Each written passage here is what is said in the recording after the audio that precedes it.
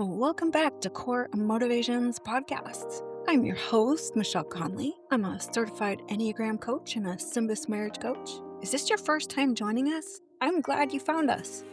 And for those returning, I'm so excited that you continue to commit to growth through this podcast week after week. So last week, I shared that I was working on something that needed more time and more research, and I believe I've done it.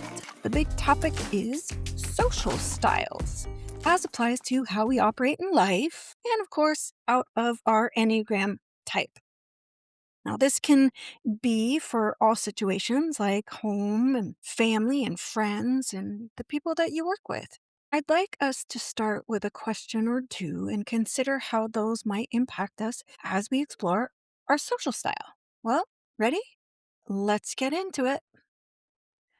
How does your social style enter a room or interact in a group? What about the way you conduct a meeting? What does your social style look like in your personal relationships, like with a spouse or a partner, or maybe as a parent? As far as the parent social style and spouse, leave me a DM. I can walk through that detail with you. Next question to consider as we talk about social style is, how do you show up to these situations and experiences? Well, as you know, I like to define some things first. Social styles. What does that mean? What am I referring to?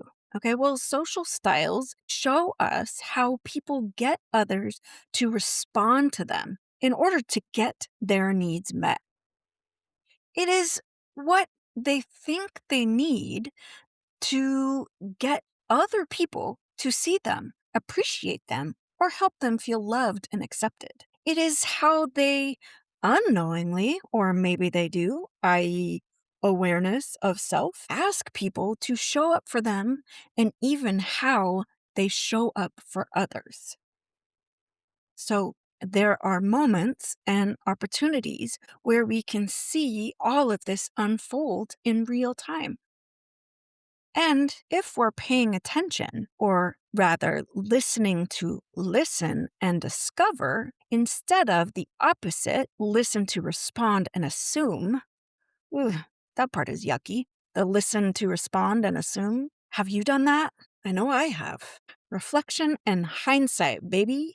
Oh, sorry. I think that part was for me. For today, let's look at 3 social styles. These are known as the assertive style, dutiful style, and the withdrawn style. And you guessed it, each Enneagram type fits into one of these social styles, starting with assertive style. And in that is 3s, 7s, and 8s. This group push up against or from people and take action to get their needs met. Let's add a little more understanding or context. When I say moves against, the assertive style challenge. See, they take action in opposition to a person, idea, or force. For example, you might see or experience the following: I understand your point, but I disagree and would like to explain my perspective instead of remaining silent or attacking. So that's how they would respond in this pushing or moving against. I appreciate their purpose, communicating their needs, feelings, and boundaries clearly. They're being direct and in a respectful way, maintaining a balance between standing up for themselves and that respect for others.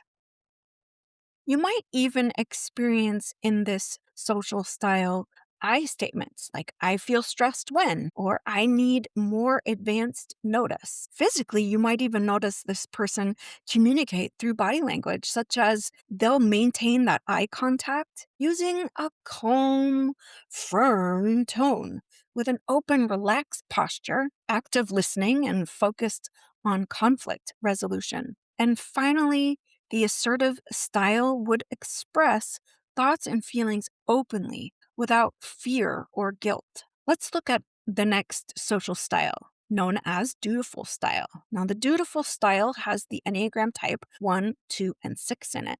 And this style moves towards people to meet their external needs, such as physically approaching a location or even metaphorically making progress toward a goal, state, or objective, meaning someone who is willing and obedient out of a sense of duty and respect, like a dutiful child or citizen or employee, for example. See, a dutiful person has a strong sense of responsibility, reliability, and obedience to obligations, often placing duty above their own personal desires and needs. You might experience this through an employee who constantly meets deadlines without complaint, or a respectful child following house rules, or a loyal worker fulfilling tasks to gain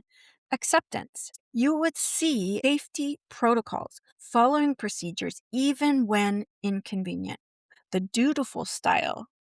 I very much relate to this. For example, is that I will sacrifice my space or my self care, not my space as in the social media thing that I'm sure most people don't even know what that is, but sacrifice my personal space and my self care. I feel my duty or I am being dutiful by giving up my needs, that the other person is more important, probably making myself small. What it would look like is I get a call from a friend or family, not sure when the last time this has happened, just saying because we live too far away from everyone, that they're coming over and I really don't want anyone to come over. But I will sacrifice that space for myself and even my family. I will clean the house super quick, change my clothes, and ask everyone to be on their best of best behaviors as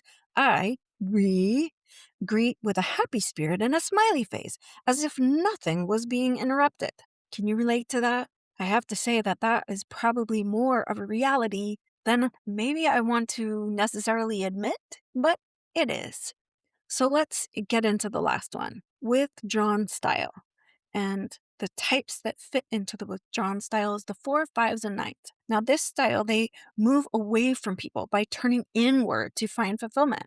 They will physically leave a location, distancing oneself from a situation, or shifting away from an idea or habit.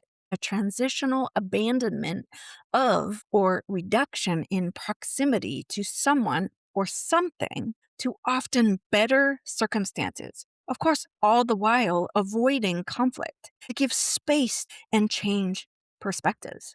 The withdrawn style might literally look like someone who is changing their place of residence by moving to a new city, where they are physically distancing themselves by stepping away from someone or something, like moving out of the way of something dangerous or even leaving a crowded space, room, or area.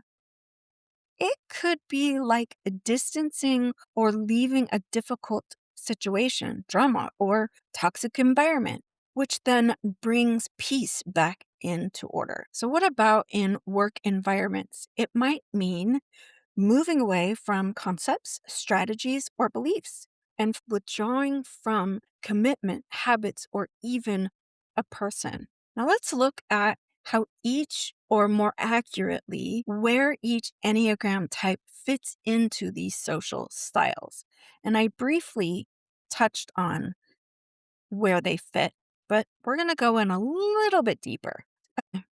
So, assertive styles, the 3, 7, and 8, when they enter into a space, you will immediately feel their presence because they bring this high active energy into the room. So they take action to get their needs met, to oppose, challenge, or take action in opposition to a person, idea, or force. So, what does that look like for a type 3? Well, keep in mind, they are the achiever. So you will see their social style play out. With social styles, we're talking about how a person comes into a space, how they present themselves. So when we're looking at a type 3, the achiever, you will see them enter with confidence, polished, and efficient energy. They are often focused on the goal, bringing a let's get started attitude aimed at producing results. For a type 7, they enter with a high optimistic energy, often creating a bright atmosphere. They're likely to be chatting and sharing ideas and bringing a let's make this fun and productive vibe. And the 8s, the challenger, they arrive also with this high energy, but often commanding the room immediately. They enter like a person on a mission, scanning for power players, and are ready to take control or handle conflict. Moving forward, and again, this is social style. How does a person come into a space? So when we look at the dutiful style, the 1s, the 2s, and the 6s, they all fall into that. So let's look at type 1, the reformer. Often prompt and organized. They are likely to notice if the room is orderly and may immediately spot things to improve. Where a type 2, the helper, enters with a focus on people, often arriving with a warm, welcoming presence or offering to help others with their belongings. They look to build quick personal connections at the start. And type 6, the loyalists, they enter scanning for potential problems, risks, or safety, appearing prepared and cautious. They often look for familiar faces and structures that provide stability. And finally, the withdrawal style, and that is the 4s, the 5s, and the 9s. So the 9s, the peacemaker, they enter in a relaxed, easygoing manner, looking for harmony and a comfortable spot to sit. They aim to blend in rather than create waves, often appearing unobtrusive and calm. Type 4s, the individualists, when they enter in a more understated or thoughtful way, looking for personal space to process their feelings. They may appear contemplative, or if they feel safe, will express their unique creative presence. And then type 5, the investigator. They enter quietly and they move toward a more secluded or strategic spot, often with a need to observe before participating. They guard their energy and need time to process the environment before engaging. Well, now that we have gone through all of these social styles, I want to take a moment and remind us that the way the Enneagram works is that all types are connected to each other in one way or another. Remember wings or core motivations? The why we do what we do. What does that mean? It means that they overlap. For example, as an Enneagram 2 who lives most of the time in my wing 1, meaning I reflect more of a type 1, and also I can interact through life and relationships using my wing 3 or even my triad. As a 2 falls under a heart triad, meaning I'm more in tune with other people's emotions, probably more than I am about my own in that moment. And don't forget our core motivations, the deep inside, the core fear, core desire, core weakness, and core longing. What that means is we are all a little bit of each type at any given moment. It is also based on something called level of alignment, where we are navigating life and situations from a healthy spot in our life, average, meaning that we're on autopilot, or an unhealthy. So, as we move on to the next part of social styles, I'm curious if you have thought about what it looks like to be in a leadership role. I want to note that we are all leaders in some capacity. The capacity that we might be more familiar with is the leader in a family as a parent or our boss. I'm sure you can think of ways that you are a leader at your job.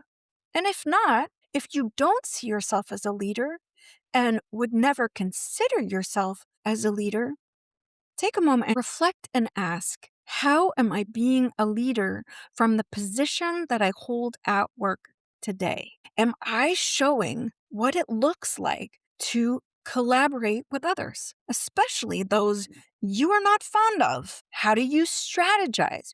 Remember, this is you in your lane, you as a leader. This includes those who have the title boss, manager, or the like. So, what does it look like to lead someone in completing tasks, problem solving, and so on? See how we can all be a leader right where we are? What about how am I showing up for my team, for my coworkers, for my boss? Yes, that's right. You can even lead your boss. That might seem like a weird concept, but by showing up for your boss in the ways that speak to who you are demonstrating leadership. We all come with skills, and when we put them together and we have a workplace that is healthy, I know we all struggle with a capital W in work because it's a bittersweet. Maybe for some it is more bitter than sweet, but I believe it can be something that helps you to be better at what you do and how you do it. So when we are bringing all our skills together in one place, we can be leaders. So ask yourself, what does it look like for me when I am being a leader?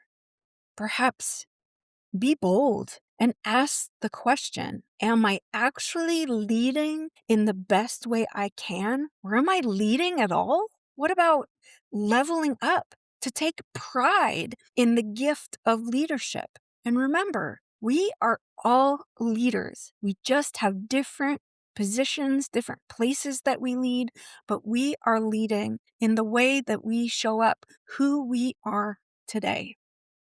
To recognize that I am a vital part of the team, to be a leader in your own right. I just caution you, please don't go around work typing people. You know, that person is definitely a two because they use too much of their emotions or they can't focus on their own task. So that person must be a two. Please be mindful that many people have not experienced the Enneagram or a typing session and understand that it could come across as the opposite of a good leader, rather, someone who is judging and causing problems instead of being a problem solver. Okay, I'm done with that. Hope nobody felt like I was schooling, rather, knowing I care so deeply about you and those around you. I want to provide as many tools as I can with the understanding that there are many available, and with that, giving you the help needed to teach you how to use them. Because the truth is that a good tool improves the way you work. A great tool improves the way you think. Jeff Dutman. And also, a tool is only as good as the person who knows how to use them. Michelle Connolly. Let's be the people who learn what the tool is, how to use them, so we can in turn improve our leadership in our work life, creating balance in the other parts of our life as well. Okay, you ready? Each type with their social style. Remember, that's how a person enters into a space. So, type 1, with an established action plan. Type 1, the perfectionist, acts as a principled guide, organized and focused on quality, but can be overly critical. Ones are motivated by a desire to be good, right, and improve things. They can appear assertive through a direct, task oriented approach to fixing inefficiencies or correcting errors. So, as a leader, you can expect that they will be direct, precise, and focused on facts rather than emotions. And keep in mind that ones really know how to do things the right way, and yet this also can create the challenge to balance critical thinking with appreciation and acceptance. So, with boundaries in place, type 2, the helper, is supportive, empathetic, and nurturing. Keep in mind their strong suit is the form of a supportive mentor. Twos, they're highly assertive, particularly in leading and caregiving or controlling social environments. Their desire is to get approval and validation. They may become overbearing by solving problems without being asked or neglecting their own needs as opposed to others. Remember that twos are excellent communicators and will support the best interest of the organization. So, how about type threes? Well, when the goals are stated, type three, the achiever, is a goal oriented motivator. They're adaptable and inspiring, but may prioritize image over authenticity. They're socially adaptable and charming. They focus on being recognized, successful, and admired. They are often on, and I put that in quotes, and can merge work and leisure. So, what about type four? Let them speak. Type four, the individualist, is the creative innovator. They're authentic and passionate. They bring a unique, empathetic vision to their teams. So, understanding the unspoken undercurrents of a situation is type four's superpower. And type four, they're gifted at sensing important issues that the rest of us might miss. So the whole team benefits when all the issues are placed on the table. And type five, no surprises. The investigator, as a strategic analyst, they are also calm under pressure, though they may become detached. Make sure there are no surprises by letting them know in advance of a meeting and what information you plan to cover and what your expectations are around their participation.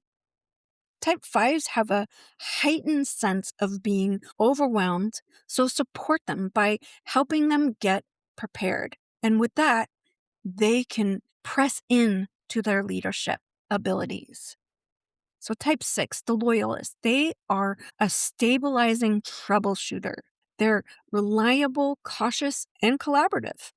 They excel at accepting tasks and building secure teams. How about type seven, the enthusiasts? They are a visionary strategist, optimistic, fast paced, but they may struggle with follow through. So help them to focus while they're giving vision to the next task. How about type eight, the challenger? They are the assertive director leader. They're decisive and protective. They are natural, confident leaders, but also be overly controlling.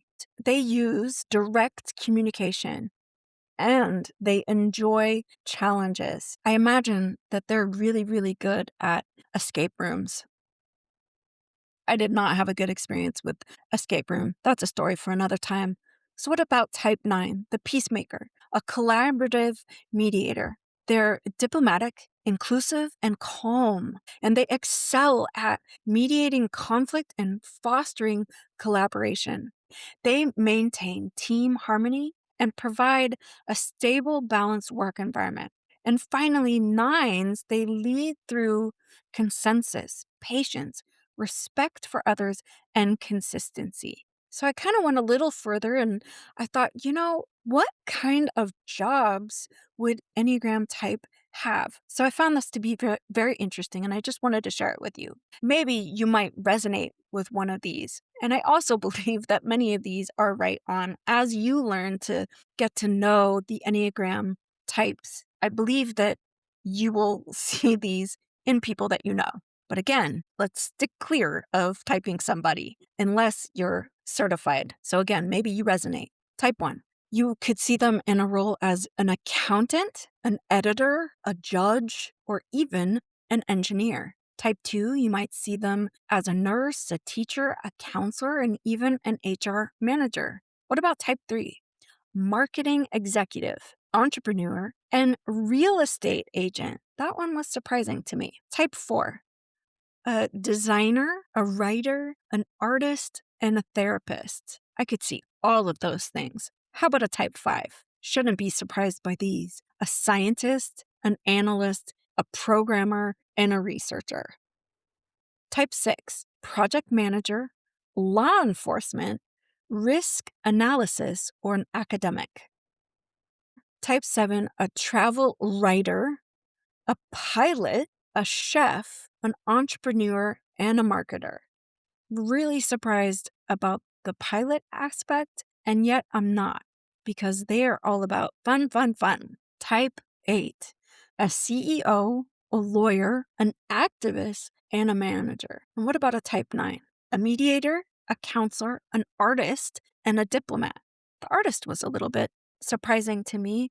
And one thing I see in common, as I have many of the 9 types in my life, I can see how these job titles are actually a collective skill list, especially in those jobs that are in a main leadership role, like a director manager or a chief operator, for example, which leads me to offer you this, a quote for your listening pleasure. Although I do not know who wrote this, and I wish that I did so I can give them credit, I believe that this is pretty right on. Here we go. To sum it up, Enneagram empowers us with the knowledge of the core drivers of our behavior as leaders. The Enneagram offers us the tools to balance our unique gifts as leaders so that we can use them appropriately in various contexts. It teaches us to notice when we are accentuating our core strengths to a level that might hamper our effectiveness and provides guidance on how we could address this. So as leaders, we need to continuously be aware of our behavior and impact our teams. As you grow as a leader, focus on the following developing strategies to work specifically in identifying your overused gifts and working towards developing yourself. Be aware of your gifts and reflect on how they have been useful in the past. Notice when you are not using your gift in a balanced way, and rather they are becoming weaknesses. Be open to exploring alternative viewpoints and acknowledge your derailers and take steps to balance and guard against them. And the last leadership prompt, work with an accredited Enneagram coach to enable deeper exploration of your leadership. I added that one. You're welcome. And now the legal stuff. This podcast is for informational purposes only and does not constitute professional advice. This podcast is not a substitute for medical care.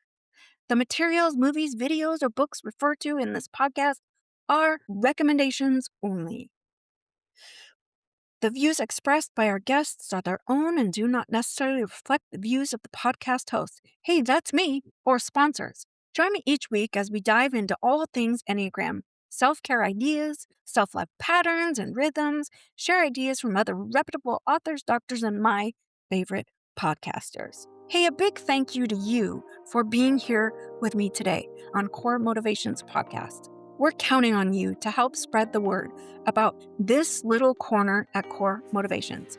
So hit the follow button, share this episode with someone, and please leave a review. You can find me, Michelle, on Instagram at coremotivations_coach or through email, michelle@coremotivationscoach.com.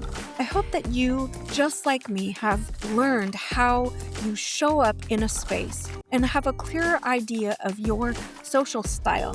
It shows how we get people to respond, how we get our needs met. It is what we think we need to do to get other people to see us, appreciate, and help us feel loved and accepted. Truly, it's how we, you, I, unknowingly ask people to show up for us and how we show up for others. So let me leave you with this.